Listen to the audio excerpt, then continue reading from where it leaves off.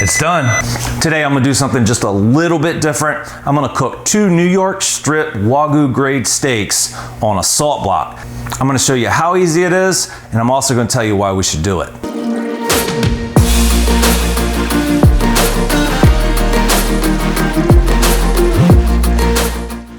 This is the salt block I'm working with. My wife bought it for me for Christmas. I haven't had a chance to take it out of the box, much less cook on it. So you get to see the unboxing as well as me cooking on it. And what I'll tell you is that this salt block is pretty heavy, and I imagine most of them are. It comes with a rack and then the salt block itself. So I'm cooking steak on the Himalayan salt block today. And what I want to do is I want to put the steak in the freezer for about 15 minutes or so. And that's going to make it a little more dense, a little easier to slice some thin slices. So the pink Himalayan salt block I'm going to cook with today, the salt is not actually from the Himalayas like you would think. It's actually from mines in Pakistan. And maybe you already knew that. I don't know. Leave it in the comments down below if you already knew that the pink Himalayan salt we use in the United States is mostly from mines in Pakistan.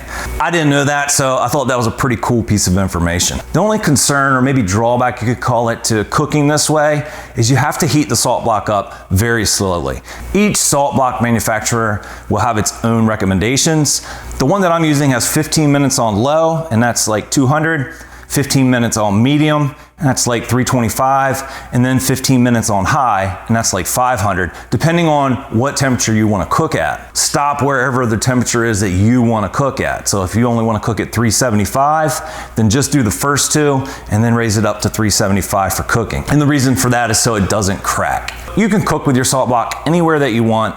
You can cook it on a charcoal grill, a gas grill. You can cook it in a smoker like my Rectech if you want to. You can cook it on a gas burning stovetop. You can also cook on an electric glass stovetop. And all you need to do there is put some sort of metal ring that holds the salt block just about a ½ inch or so away from the surface if you're using like a glass electric stovetop. You don't want to scratch or damage either one of those, the salt block or the stove. But one that I haven't seen a whole lot is the one that I'm gonna use today. And I'm gonna preheat it to 500 degrees, and I'll do it in those intervals.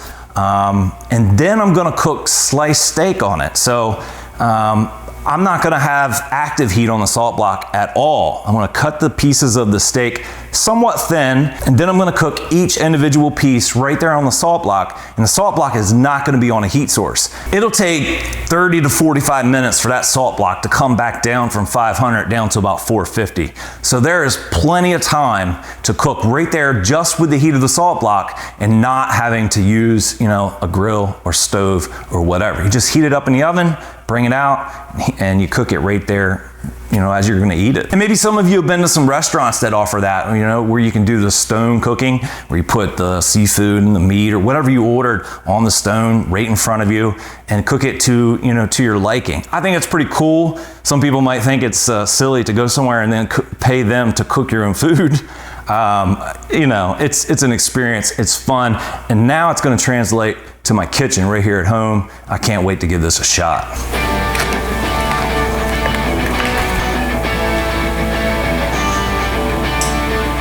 All right, so here are the 2 New York strips I got from Steak and Game, and they look absolutely delicious. They came frozen, so I've let them fall out. They've been thawing for about 3 days now. The thing about cooking on this salt block is you're not gonna get the same kind of, fat rendering that you would on a grill or in a pan or whatever. So what I'm gonna do is, and they don't have a whole lot of extra fat on them, which is really nice. That's from them being a real nice cut. But I am gonna trim the fat off that I see. I had these guys in the freezer for about 15 to 20 minutes just to give them a little bit of firmness to help me make these cuts.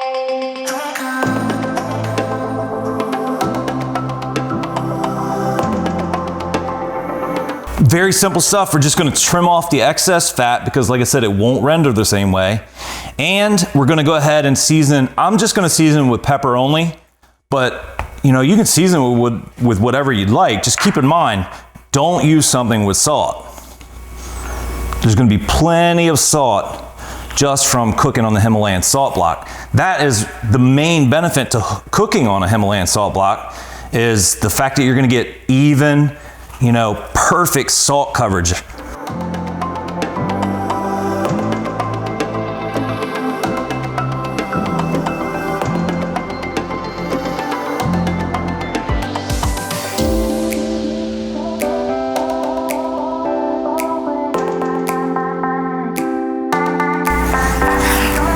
Gonna go right down the strip and just cut some nice thin slices.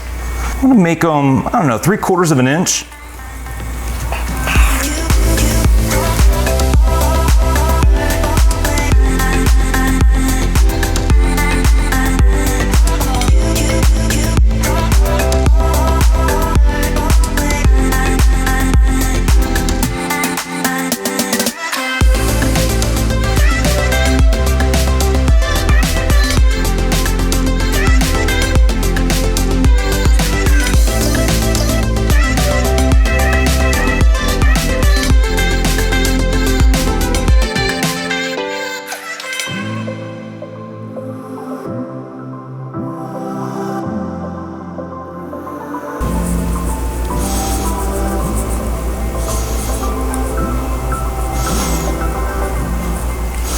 So I could have put the pepper on before I sliced them, but you know, I wouldn't get as much coverage that way. This way, I'm gonna get a lot more coverage, a lot more flavor as far as that pepper flavor or whatever you're using. So that's why I did this. You can do it however you like. To test the block out, to make sure it's hot enough, you're just gonna see how that water went away basically instantly. If the water does that, it's roughly above 500 degrees or about 500 degrees, and that's what you want.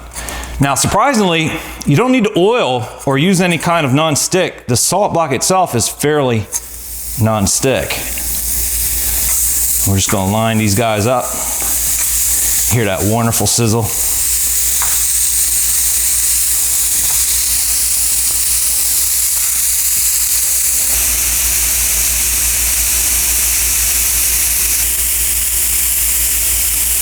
All right, so how long we cook them for is up to you as far as, you know, what kind of doneness you're looking for. All sides for about 1.5 minutes.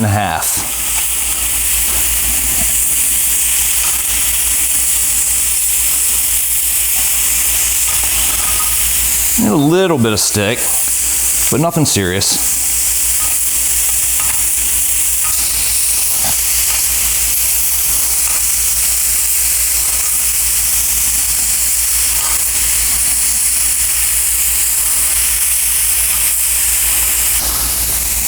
And let's get that last side.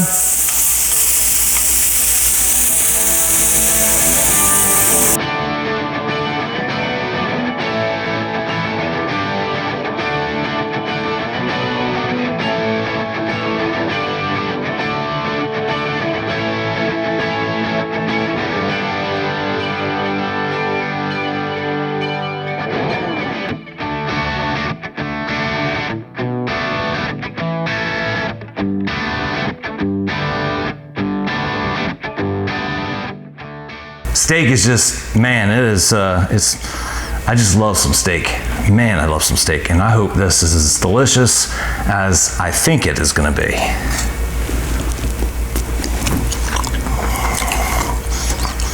Oh yeah, wow. Absolutely delicious. And you can truly taste the even salt, you know, seasoning over the entire piece. Because I cooked it on all four sides of the steak got seasoned, you know, just the perfect amount. If you like a heavier, denser, thicker sear, then you're gonna wanna be careful that you don't overcook the steak. It's been about a half an hour since I pulled that out of the oven, and it's still right about 450 degrees. All right, so I have some food to eat. I wanted to bring you along for this ride, this cook, show you something new, cool and different. They're not that expensive, and they allow you to do something very unique, and that is cook your food at the table. So that would be really cool, like if you have some guests over, throw a salt block on the middle, and then, you know, some foods, let them choose what foods they want, and throw it on the salt block. They can cook it to their, you know, to their liking. You know, I think it makes a pretty cool atmosphere. It produces a wonderful flavor on the steak. I'm not sure about what other foods, but I'll let you know as soon as I know, right here on Delmarva Backyard.